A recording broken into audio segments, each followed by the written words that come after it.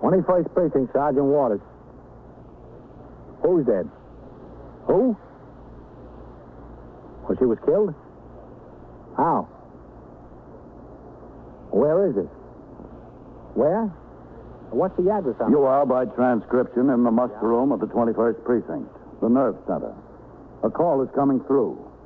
You will follow the action taken pursuant to that call from this minute until the final report is written in the 124 room at the 21st Precinct. All right.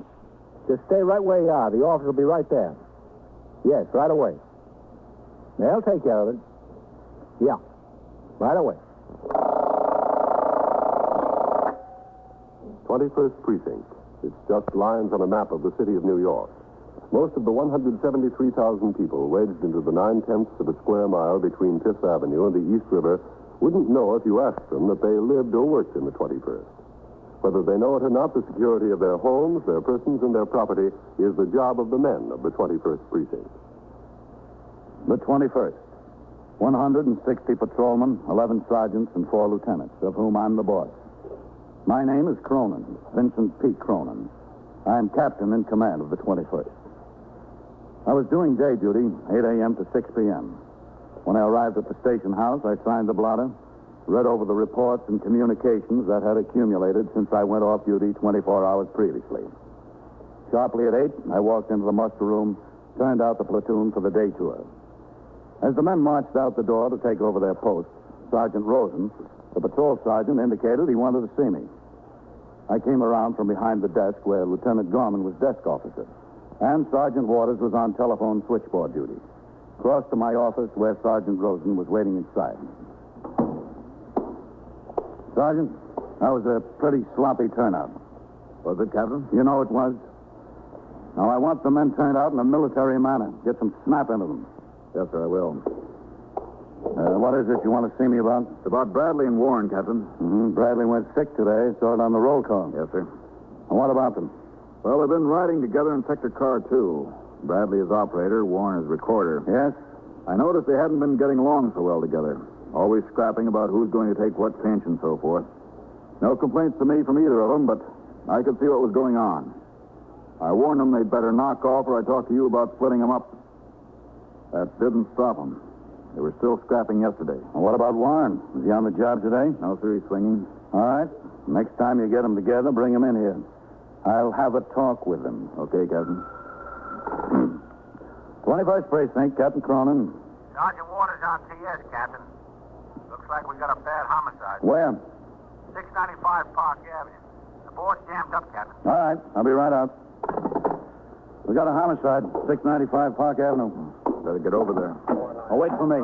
I'll ride with you. Yes, sir. Can you hold on a minute? I got to take another call. Oh, in a second, Captain. 21st Precinct.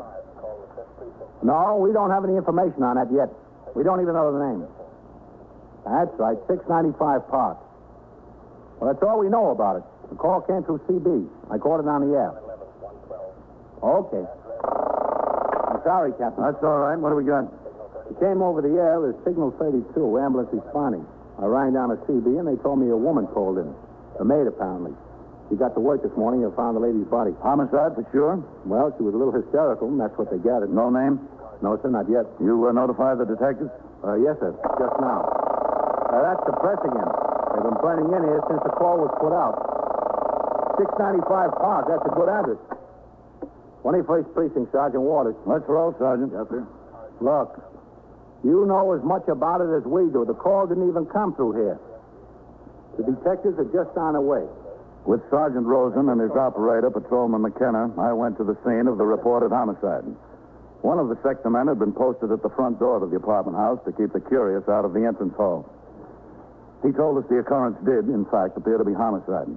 We went inside and took the elevator to the 3rd floor. The door to the apartment was standing wide open.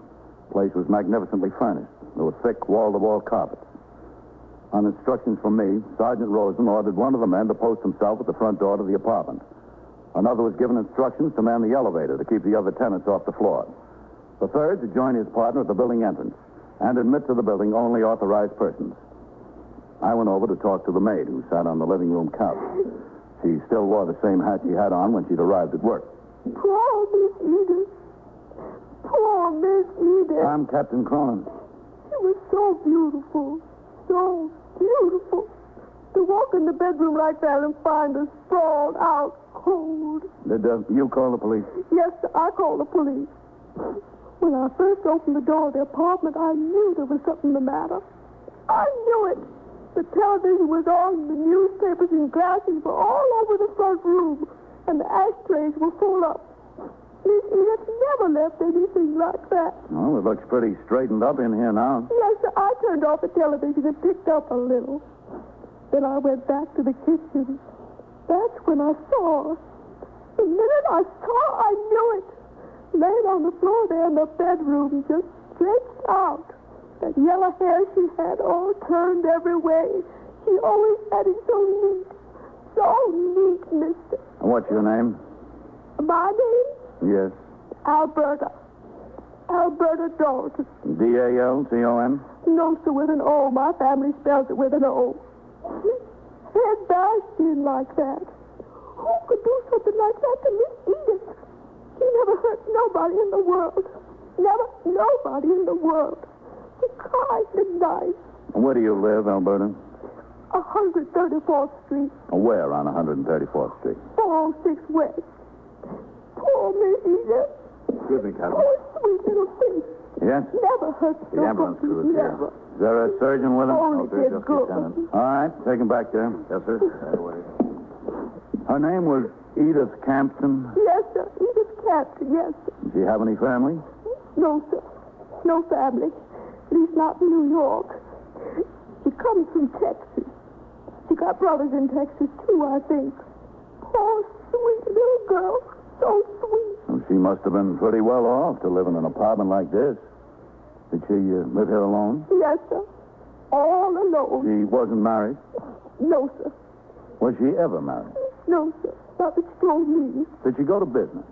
What do you mean? Well, I mean, did she have a job or anything like that? Oh, no, sir. Not Miss Edith. Well, what did she do? She had a friend, Captain. Hello, Captain. Oh, hello, man. Alberta, this is Lieutenant King.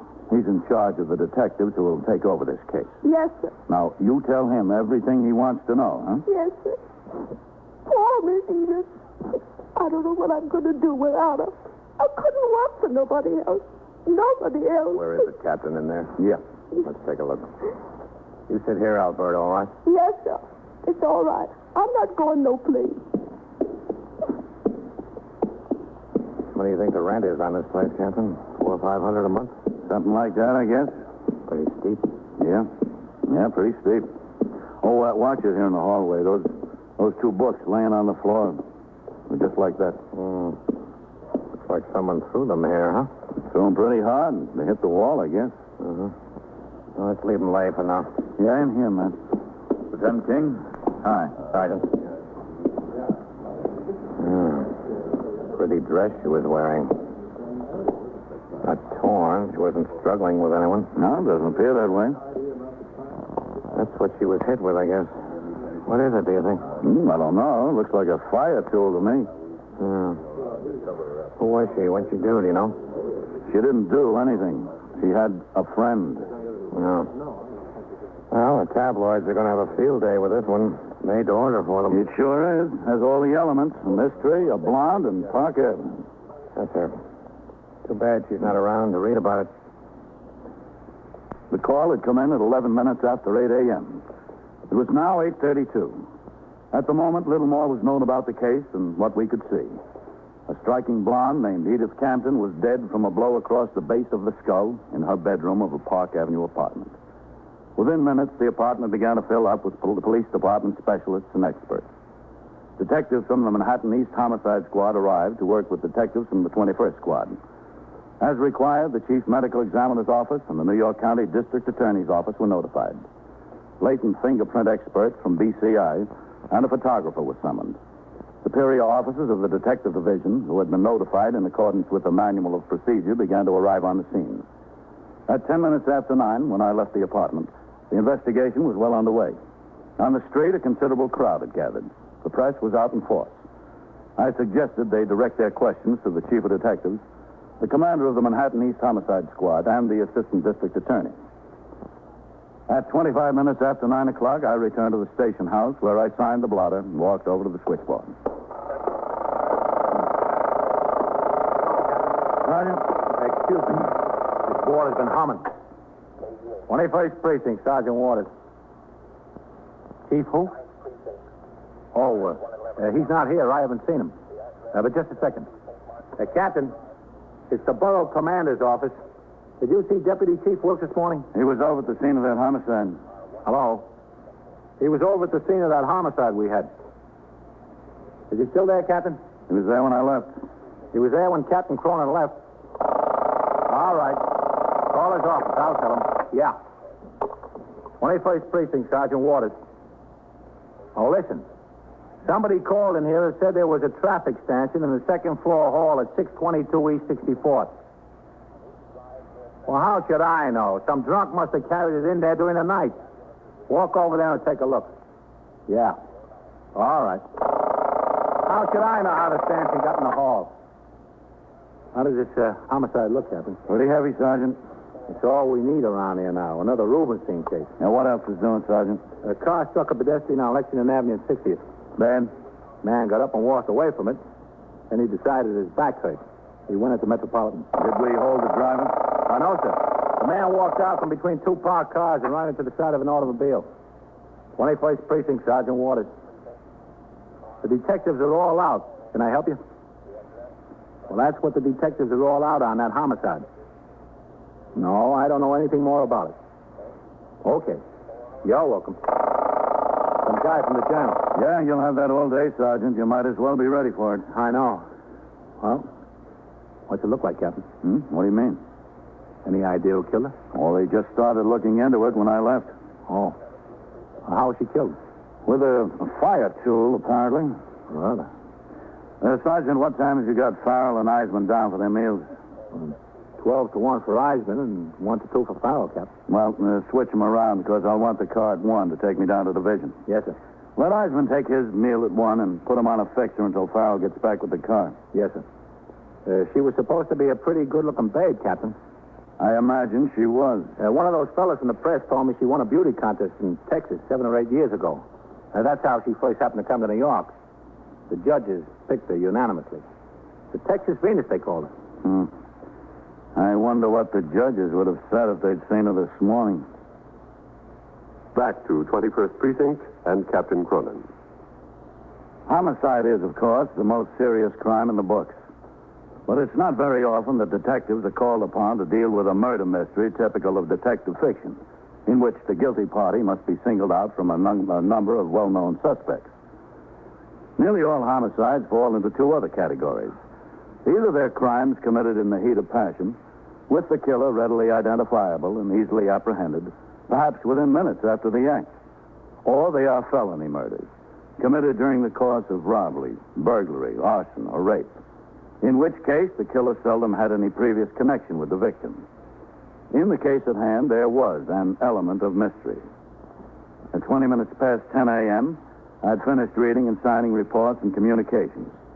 I put them in the letter tray to be picked up by the precinct messenger, who would take them to division headquarters for distribution. Then I sat at my desk reading the latest amendments to the Manual of Procedure concerning complaints against members of the department by civilians. 21st Precinct, Captain Cronin. Sergeant Waters on TS, Captain. Joe Dudweiler of the News is out here. He wants to see you. About what? About what? About the homicide, Captain. I'll tell him I don't know anything about it. You ought to talk to the detectives. Yes, sir. Captain says he doesn't know anything about it. Talk to the detective. Just a second. He wants to see you anyway, Captain. All right. Tell him to come on in. Yes, sir. Go on in. Sergeant. Yes, sir. Who's on post number 6? Singleton, Captain. All right. When he rings in, Sergeant. Yes, sir. Come in.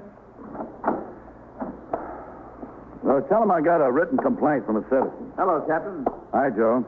A peddler selling fruits and vegetables from a wagon over there. Tell him if he runs across the peddler to check him, see if his license is okay. Yes, sir. Sit down, Joe. Well, this is pretty neat, Vince. Yeah. How do you like having your own command? Well, I don't know yet. Haven't been on the job that long. You're off to a good start. Your men think you're the toughest thing that walks.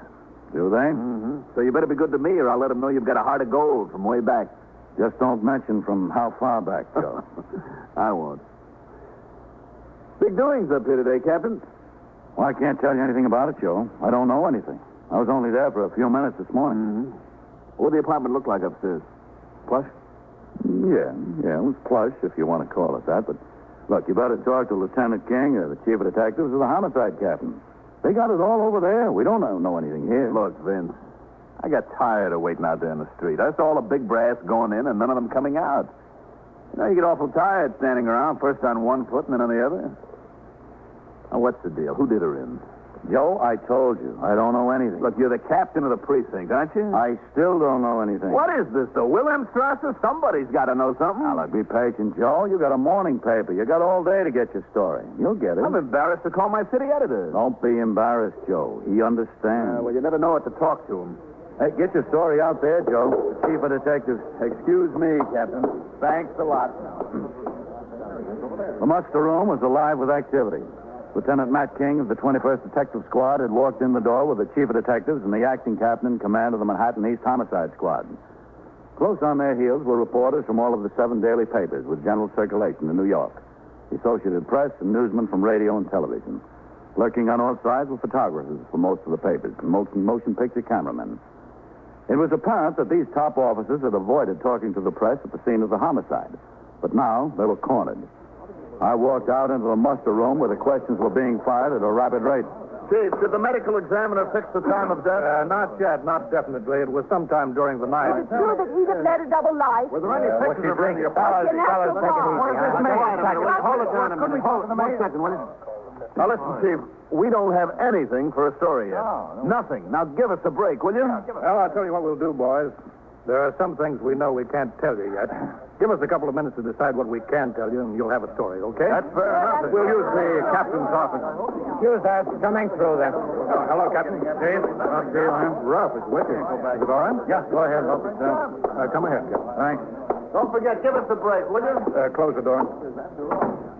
They'll find a way, those guys. I guess I'll have to tell them something, Matt. They're entitled to their story. Yes, sir, but I'd like to keep quiet about the boyfriend for a while. I don't think there's any point putting him into it yet, Chief. No, neither do I.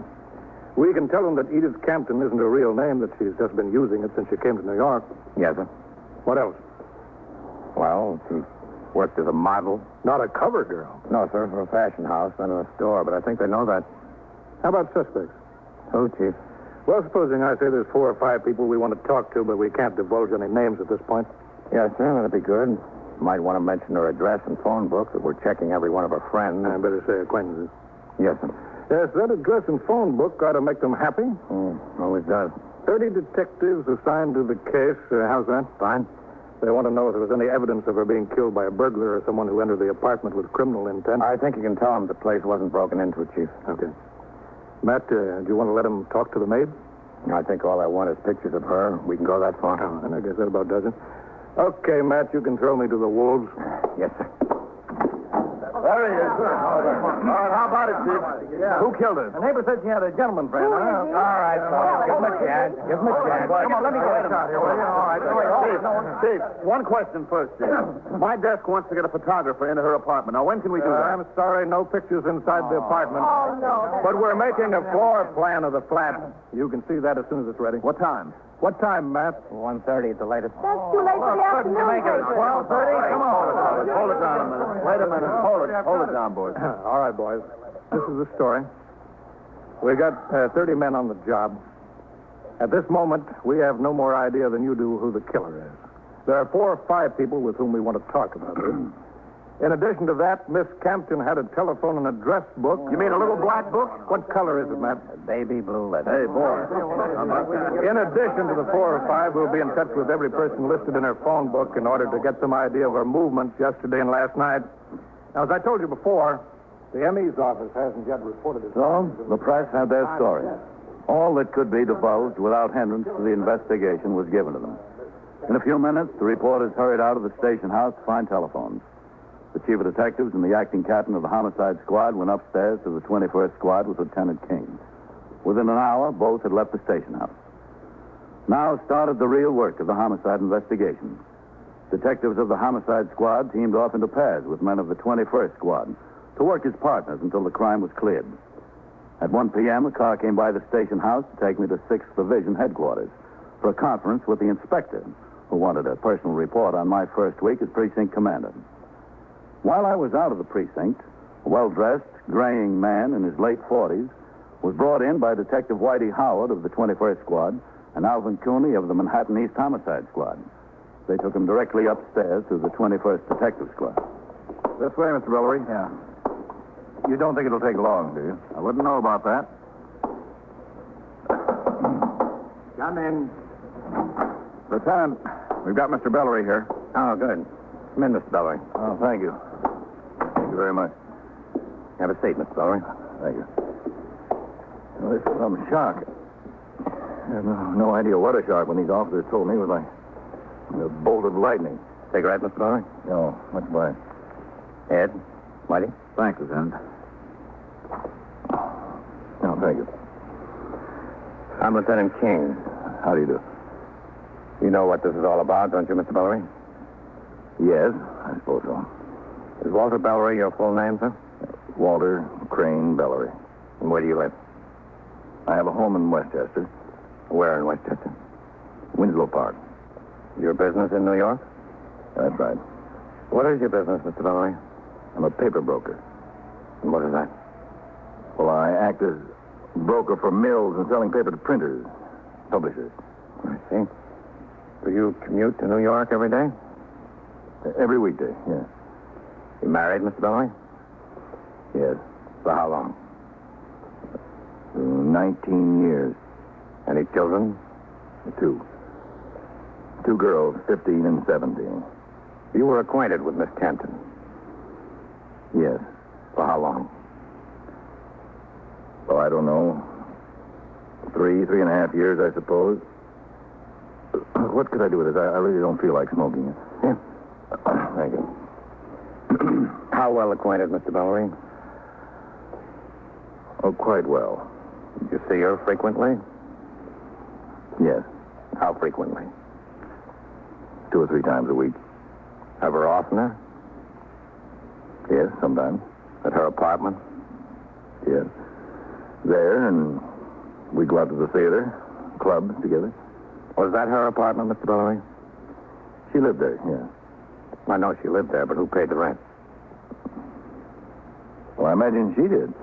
Who gave her the money?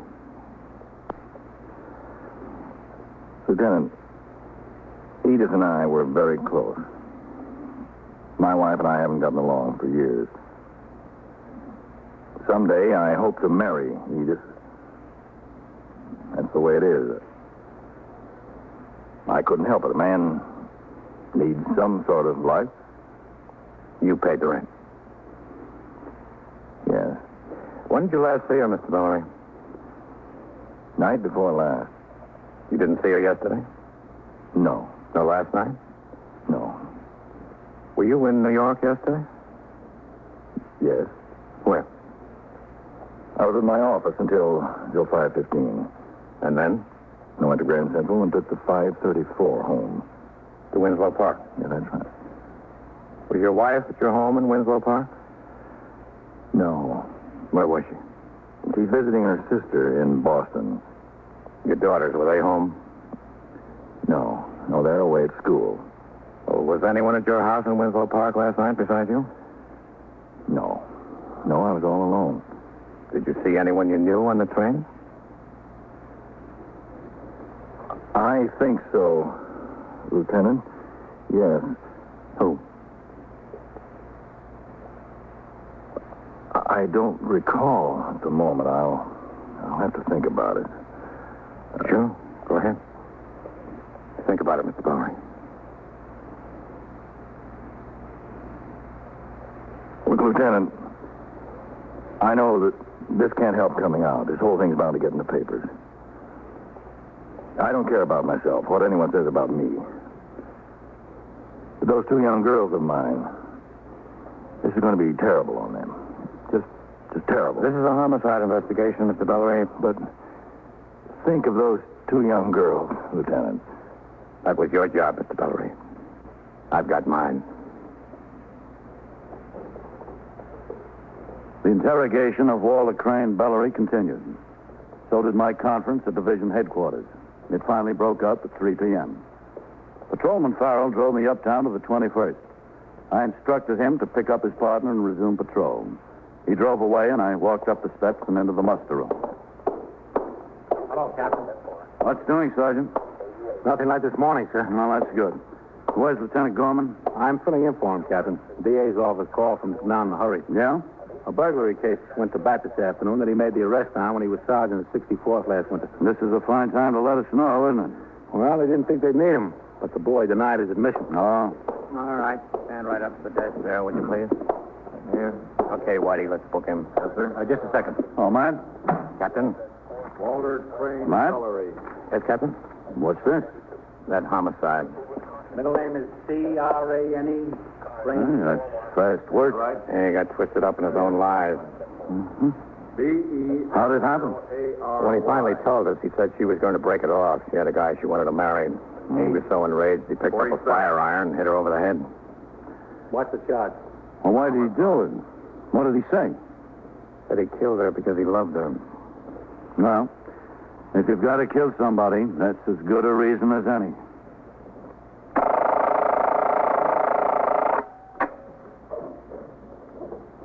First Precinct, Sergeant Waters. Stole your what? Your safe. Where's this? Where on Lexington? And so it goes. What is it? Around the clock, through the week, every day, every year. A police precinct in the city of New York is a flesh and blood merry-go-round. Anyone can catch the brass ring, or the brass ring can catch anyone. 21st Precinct transcribed, a factual account of the way the police work in the world's largest city, is presented with the official cooperation of the Patrolmen's Benevolent Association, an organization of more than 20,000 members of the Police Department, City of New York. James Gregory in the role of Captain Cronin, Ken Lynch as Lieutenant King, Harold Stone as Sergeant Waters. Featured in tonight's cast were Abby Lewis, Ralph Camargo, Mandel Kramer, Don McLaughlin, and Wendell Holmes. Written and produced by Stanley Niss. Art Hanna speaking.